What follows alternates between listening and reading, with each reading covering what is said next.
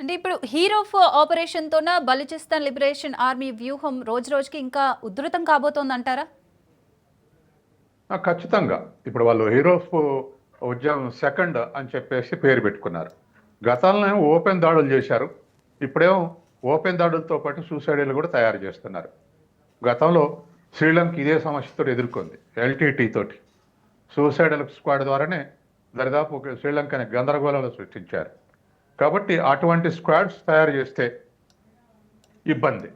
శ్రీలంకలో LTTE suicidal cyanide capsules మెడలో పెట్టుకొని దాడులు చేసేవాళ్ళు. వాళ్ళు దొరికితే ఇన్ఫర్మేషన్ ఇవ్వాల్సి వస్తుందని ఎమ్మటే సైనైడ్ క్యాప్సిల్ మింగి చనిపోయేవాళ్ళు. అటువంటి వైపుకు గాను ప్రయాణిస్తే బెలూచిస్తాన్ ఆర్మీ పాకిస్తాన్కు చాలా సమస్యలు వస్తాయి. తర్వాత రెండవది, ప్రజల్ని భారతదేశం వైపు తిప్పుతున్నారు. భారతదేశ వ్యతిరేక వైఖరిని పెంచుతున్నారు. అంటే బెలూచిస్తాన్ దాడులన్నీ భారతదేశం వెనకుండి ప్రోత్సహిస్తుంది, భారతదేశ సహకారం ఉందనేది దాని ఆరోపణ. అబ్సల్యూట్గా మా బ్యాకింగ్ లేదనేటువంటిది భారతదేశం యొక్క వాదన. ఏదేమైనా అటువంటివి ఉంటే భవిష్యత్తులో బయటపడకుంటుండే అవకాశం లేదు. ఎందుకంటే మనకి మొన్న ఆపరేషన్ సింధూర్లో కానీ అప్పుడు అంతకుముందు కానీ ఎప్పుడైనా ఉగ్రవాదుల్ని మనం కాల్ చేసినప్పుడు, ఉగ్రవాదులను ఎదుర్కొన్నప్పుడు 4-5 పట్టబడితే అందులో 1-2 ఇన్ఫిల్టర్ టెర్రరిస్టులు ఉంటున్నారు. అంటే పాకిస్తాన్ నుంచి వచ్చినటువంటి వాళ్ళు ఉంటున్నారు. బెలూచిస్తాన్లో కూడా మన ఇండియన్స్ ఎవరైనా పట్టుబడితే అనుకునే అవకాశం ఉంది. ఇప్పటివరకు ఆనవాళ్ళు లేవు. కాబట్టి పాకిస్తాను ఆ భారతదేశ వ్యతిరేకత ప్రజల్లో పెంచి పాలకులు పరిపాలించడానికి ఇది ఒక ఎత్తుగడ. ఎన్నాళ్ళ సందో ఎలక్షన్స్ వస్తే కూడా 2-3 పార్టీల మధ్య పోటీ జరిగినప్పుడు భారత వ్యతిరేకత ఎవరైతే అగ్రెసివ్గా ప్రదర్శిస్తారో వాళ్ళని హీరోలుగా చూస్తారు పాకిస్తాన్లో. ఇప్పుడు అది బెలూచిస్తాను ఆరోపణ కూడా అదే. భారతదేశం ప్రోత్సహిస్తుంది అంటే ప్రజలు ఏం నిర్ణయానికి వస్తారు, ఏం కన్విన్స్కి వస్తారు, మనం కూడా భారతదేశంలో డిస్టర్బెన్సెస్ క్రియేట్ చేయడం తప్పు లేదనుకుంటారు. ఆ విధమైనటువంటి ఒక తప్పుడు దారి పాకిస్తాన్ ప్రజలకు చూపెడతా ఉన్నారు. అంటే ఇప్పుడు మహిళా ఫిదాయిల వినియోగం బిఎల్ఏ ఉద్యమ తీవ్రతను పెరిగిందని చెప్పే సంకేతంగా మనం పరిగణించవచ్చు అంటారా? ఖచ్చితంగా it is an indication, important indication. ఎందుకంటే యువకులు దాడులు చేస్తున్నారంటే వాళ్ళ మాతృభూమి మీద, బెలూచిస్తాన్ మీద ఉన్నటువంటి మమకారంతో దాడి చేస్తారు అనుకుంటాం మనం. లేదా యంగ్ స్టేజ్లో అగ్రెసివ్గా ఉంటాయి కోరికలు, ఆ అగ్రెసివ్ యాంబిషన్స్ నెరవేర్చుకోవడానికి దాడి చేస్తారు అనుకుంటాం. కానీ మహిళలు కూడా అందులో ముస్లిం మహిళలు కాస్త రిజిడ్గా అనుకుంటాం మనం. కానీ ముస్లిం మహిళలే సూసైడల్కి దాడి తీస్తున్నారంటే ఖచ్చితంగా బెలూచిస్తాన్ యొక్క లిబరేషన్ ఆర్మీ చేసే పనులు కన్విన్స్ అవుతున్నారు కాబట్టి యంగ్ లేడీస్ ఇవాళ ఇద్దరు సూసైడల్ అటెంప్ట్ చేశారు. కాబట్టి ఇది ఖచ్చితంగా పాకిస్తాన్కు భవిష్యత్తులో పెద్ద అబ్సల్యూట్గా డిస్టర్బెన్స్ క్రియేట్ చేసేటువంటి అవకాశం ఉంది. మహిళలు కూడా అందుకు సిద్ధమైన తర్వాత మనం ఎప్పుడు చూడలేదు. ఇప్పుడు పంజాబ్ టెర్రరిస్టులు అప్పుడు కూడా, ఖలిస్తాన్ మూవ్మెంట్ అప్పుడు కూడా మహిళలు ముందుకొచ్చి సూసైడల్ అటెంప్ట్ చేసింది మనం చూడం. 10-15 ఏళ్ళు కొనసాగిన అంత పెద్ద ఎత్తున చేసిన అట్లాగే ఎక్కడ ఆ స్థాయిలో చూడలేదు. కాబట్టి ఇప్పుడు కొత్త ఫినామినా ఏది బెలూచిస్తాన్ లేడీస్ ఉగ్రవాదులుగా సూసైడ్ స్క్వాడ్గా తయారు కావటం అనేది, ఇది చివరికి శ్రీలంక పరిస్థితి ఎదురైతే మాత్రం ఇటువంటి సూసైడల్ అటాక్స్ దాంతో ఒక ఆర్మీ నిర్మించుకుంటే మాత్రం పాకిస్తాన్కు చాలా గందరగోళమైనటువంటి పరిస్థితులు ఎదురయ్యే అవకాశం ఉంది. అంటే సార్, ఇప్పుడు బలూచిస్తాన్లో జరుగుతోంది ఉగ్రవాదమా లేకపోతే దశాబ్దాలుగా అణచివేతకు గురైన ప్రజల తిరుగుబాటు అంటారా? ఏం చెప్తారు? పేదరికమే. సోషియో ఎకనామిక్ సస్టైనబిలిటీ లేకపోతే ఉండదు. ఎందుకంటే దానికి మీకు ఒక ఎగ్జాంపుల్ చెప్తా. పంజాబ్లో ఏదో విందడవాలే రెచ్చగొడితే, సిక్కు మత ఇది రెచ్చగొడితే పంజాబ్లో ఉగ్రవాదం తయారైంది అనుకున్నాం. కానీ అది మతం పేరు మీద ఇస్తే, ఒకటో ఫండమెంటలిజం పేరు మీద ఇస్తే 1 ఏడాది 2 ఏళ్ళలో 3 ఏళ్లలో ఆవేశం చల్లారినాక తగ్గాలి. కానీ దరిదాపు 2 దశాబ్దాలు సస్టైన్ అయింది. ఎందుకైందని ఒక ఎకనామిస్ట్ సర్వే చేసి రాసి పంజాబ్ మీద, గ్రీన్ రెవల్యూషన్ వల్ల 66 నుంచి దరిదాపు 2-3 దశాబ్దాలు గ్రీన్ రెవల్యూషన్ అమలు జరిపిన తర్వాత పేద సిక్కులకు, ముఖ్యంగా దళిత సిక్కులకు పని దినాలు లేకుండా పోయినాయి. వ్యవసాయ రంగంలో 190 రోజులు సంవత్సరానికి పని దొరికేది 120 పడిపోయింది, 130 పడిపోయింది. వాళ్ళ మీద ప్రెజర్స్ పెరిగినాయి. వాళ్ళందరూ ఈ బిందడం ఉగ్రవాద మూమెంట్కు అట్రాక్ట్ అయ్యారు పేదరికంతో. అంటే సోషియో ఎకనామిక్ కాజ్ వెనకాల ఉంది సస్టైనబిలిటీకి. ప్రారంభమైందేమో సిక్కు మత అభిమానం అనుకోండి, బిందడం స్వర్ణ వాళ్ళ మీద దాడి, ఆ బిందడం వాళ్ళే వ్యవహారం ప్రారంభం కావటానికి. కానీ 2 దశాబ్దాలు సస్టైన్ కాబట్టి సోషియో ఎకనామిక్ కండిషన్సే. ఇప్పుడు బెలుచిస్తాన్ ప్రజలు కూడా అదే. 4 ప్రావిన్సులలో అతి పేదరికం ఉన్నది బెలుచిస్తాన్నే, అతి పలసగా ఉన్నది బెలుచిస్తానే, అతి వైశాల్యం ఉన్నది బెలుచిస్తానే, ఏ వనరు లేనటువంటిది బెలుచిస్తానే. ఇరిగేషన్ కానీ ఇతర ఎంప్లాయ్మెంట్ కానీ ఇండస్ట్రీస్ కానీ లేనటువంటిది. డెవలప్డ్ రీజియన్స్ అంతా భారతదేశం బోర్డర్లోనే ఉంది. సింధు ప్రావిన్సే బాగా డెవలప్డ్ ఏరియా.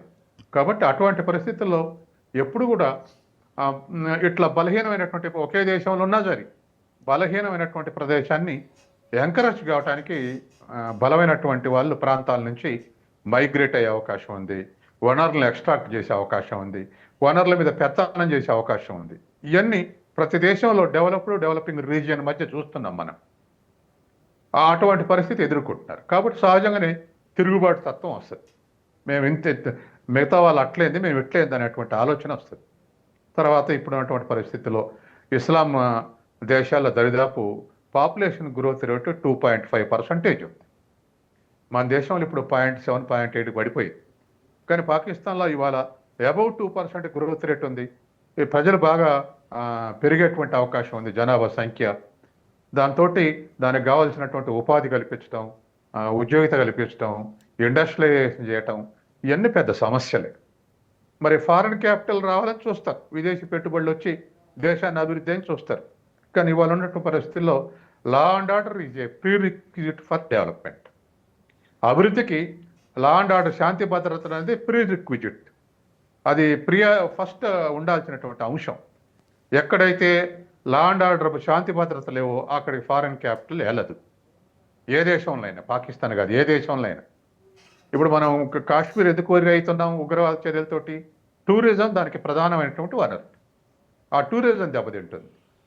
శ్రీలంకలో ఎల్టీటీ సమస్యతోటి కొనారిల్లిపోయింది టూరిజం లేక. వాళ్ళకు వచ్చే ఆదాయం టూరిజం మీద బాగా వస్తుంది.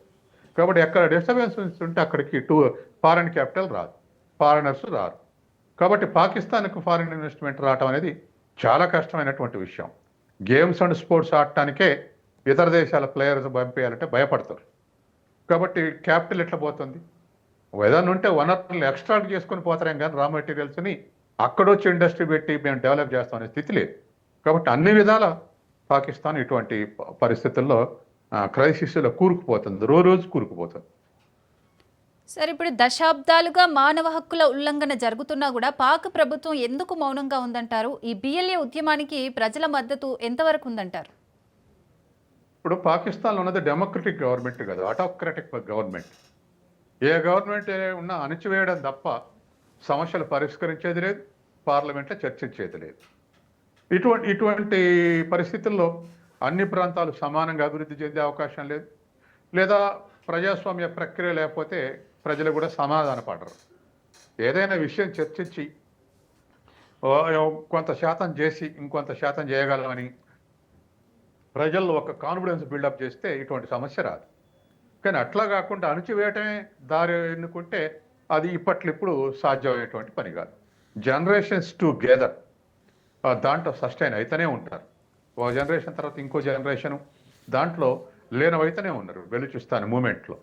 కాబట్టి ఇది ఖచ్చితంగా ఒక రాసపుండు లాగా, ఒక క్యాన్సర్ లాగా పాకిస్తాన్కు ఉన్నటువంటి సమస్య. దానికి ఖచ్చితంగా ప్రజాస్వామ్యబద్ధమైనటువంటి పాలన కావాలి. అది పాకిస్తాన్కి చేత కావట్లేదు. రెండవది ఫారిన్ క్యాపిటల్ వచ్చి డెవలప్ చేయాలి, అది రాదు. స్వయంగా సేవింగ్స్ చేసి ఇన్వెస్ట్ చేయాలి, ఆ క్యాపబిలిటీ, సేవింగ్ క్యాపబిలిటీ పాకిస్తాన్కి లేదు. తర్వాత డెమోక్రటిక్ ఆలోచనలు ప్రజలకు ఉండాలి, అది లేదు. ఫండమెంటలిజం, మతతత్వం, ఏ మతతత్వం అయినా మతతత్వం ఉంటే డెవలప్ అయ్యే అవకాశం లేదు. అది ఫండమెంటలిజానికి దారి తీస్తే మతాలు ఉండొచ్చు, కానీ అది మతతత్వానికి వెళ్తే ఎక్కడైనా ప్రమాదం ఉంది. చరిత్రలో ఒకప్పుడు గెలీలియో మీద, కొపర్నికస్ మీద, అటువంటి వాటి మీద దాడి చేశారు.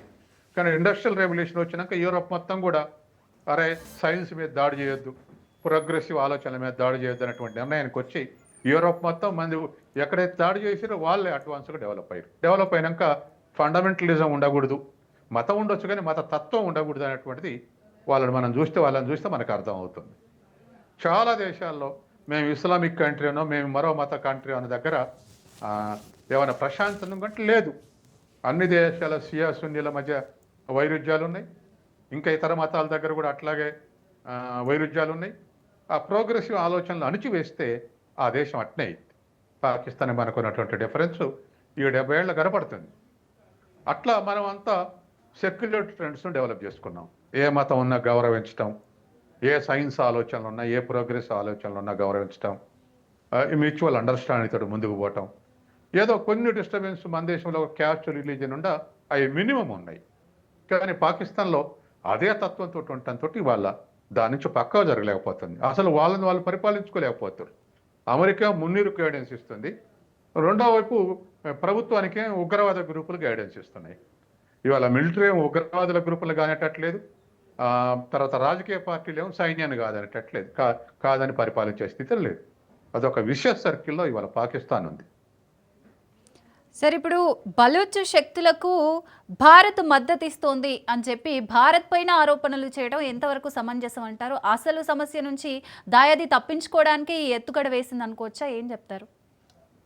రెండు ఎత్తుగడలు నేను అందులో ఒకటి, బెలూచిస్తాన్ ప్రజలు భారత వ్యతిరేకత నిజమే అనుకోవాలి, అందుకని మనం సమయం పాటించాలి, భారతదేశ మాట వినొద్దు అని ఎవరైనా ఒకరిద్దరు ఉంటే అటువంటిది క్రియేట్ చేసేందుకు, అంటే వాళ్ళు బెలూచిస్తాన్ని అభివృద్ధి చేయాల్సినటువంటి దాన్ని వదిలేసి భారత్ మీద నెపం నెట్టి తప్పించుకోవడం, ఇది ఒకటి అంశం. బెలూచిస్తాన్ సమాధాన పడాలంటే వాళ్ళకు ఇరిగేషన్ ఫెసిలిటీస్ ఉండాలి, ఇండస్ట్రియలైజేషన్ చేయాలి, తర్వాత ఎడ్యుకేషన్ ఇంప్రూవ్మెంట్ చేయాలి, ఎంప్లాయ్మెంట్ ఇంప్రూవ్ చేయాలి. ఇవన్నీ చేస్తే దారికి వస్తుంది. ఇవన్నీ చేయకుండా మిలిటరీ దాడులు బాంబింగ్ చేస్తే ఏముంటుంది? అట్లే ఉంటుంది. ఒకళ్ళు చనిపోయినాక మరొకరు తయారవుతారు. రెండో ఎత్తుగడ ఏమిటంటే, మనం పాకిస్తాన్లో అది కాశ్మీర్లో పాకిస్తాన్లు గత దశాబ్ద కాలంగా ఉగ్రవాదులు ప్రవేశపెడతారు. మనం పాకిస్తాన్ మీద ఈ దానికి ప్రతిచర్య తీసుకుంటున్నాం. కాబట్టి పాకిస్తాన్కు మీరు బెలూచిస్తాన్లో ప్రవేశపెడుతుంటే మేము కాశ్మీర్లో ప్రవేశపెడుతున్నామని ఇంటర్నేషనల్గా కన్విన్స్ చేయడానికి ప్రయత్నం చేస్తారు. తర్వాత భారతదేశాన్ని ఇంటర్నేషనల్గా ఇన్స్టిట్యూషన్స్లో బదనాం చేయడానికి, ఇది లేవనెత్తడానికి యుఎన్ఓలో కానీ ఇతర ఇంటర్నేషనల్ ఆర్గనైజేషన్ల ముందు భారతదేశాన్ని బదనాం చేయడానికి ఇది ఉపయోగించుకునేటువంటి అవకాశం ఉంది.